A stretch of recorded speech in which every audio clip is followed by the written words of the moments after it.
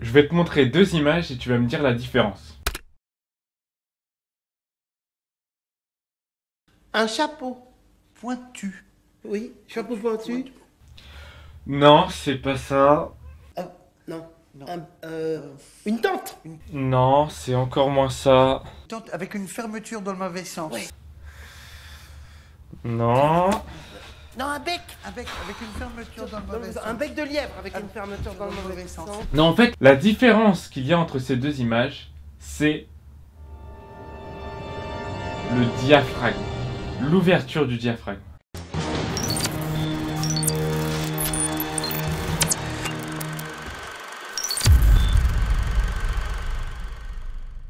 Bonjour à tous, c'est Joe de Clips and Joe Films et dans cette série de 3 vidéos, je vais t'expliquer comment tu peux réussir avec ton appareil photo réflexe à faire un film. Nous sommes maintenant dans la deuxième vidéo et dans cette vidéo, je vais t'apprendre comment utiliser l'ouverture du diaphragme pour avoir ce fameux flou d'arrière-plan. La première des questions qu'on pourrait se poser, c'est quoi un diaphragme ?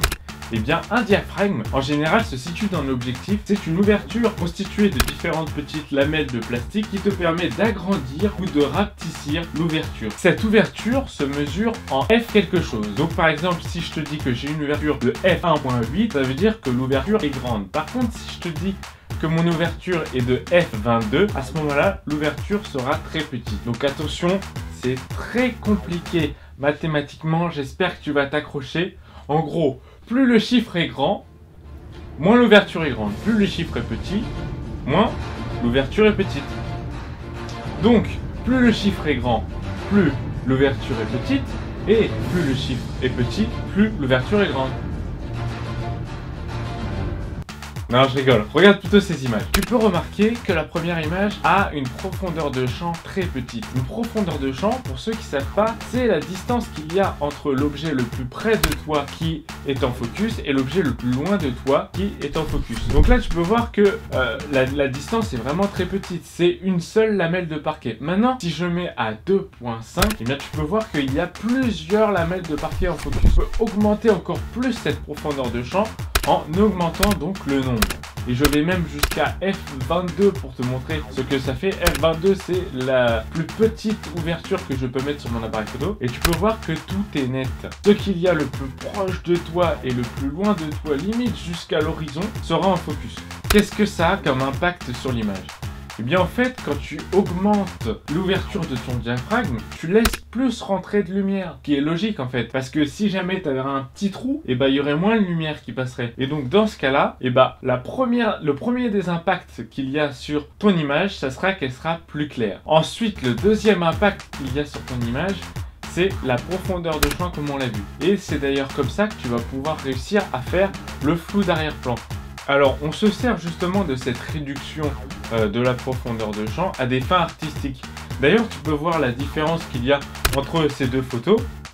Eh bien, tu peux voir qu'une photo sera beaucoup plus nette et l'autre photo aura un arrière-plan un peu flou.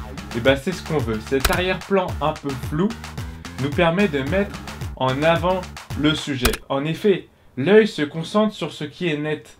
Donc, tout de suite, il ira au premier plan. Et là où je veux en venir, c'est qu'avec cette ouverture du diaphragme, tu peux réussir à faire exactement comme dans les grands films, comme dans les films qui ont justement, pendant les scènes de dialogue ou pendant d'autres scènes, qui arrivent à mettre en valeur le caractère grâce à un arrière-plan vraiment très flou. Et tu verras ça partout dans les films. Tiens, d'ailleurs, je vais te mettre quelques photos de cet arrière-plan flou qu'on appelle aussi le bokeh en photographie. Donc si je résume, pour réaliser cet effet, il te faut un appareil photo réflexe, réussir à changer la taille du diaphragme pour la mettre la plus petite possible pour avoir l'ouverture la plus grande et aussi réussir à détacher ton sujet du background. Car en effet, plus le sujet est loin de son arrière-plan et plus l'arrière-plan paraîtra flou par rapport au sujet qui est net. J'espère que cette vidéo t'aura plu, en tout cas ce fut un plaisir. On se retrouve pour la troisième vidéo qui sera pour les ISO. Donc ça sera pour la sensibilité du capteur. Tu peux liker ma page Facebook, me retrouver aussi sur Instagram. Donc c'est Clips and Joe Films sans majuscule avec les tirets des bits entre les mots. D'ici là, ne lâche rien et fais ton film.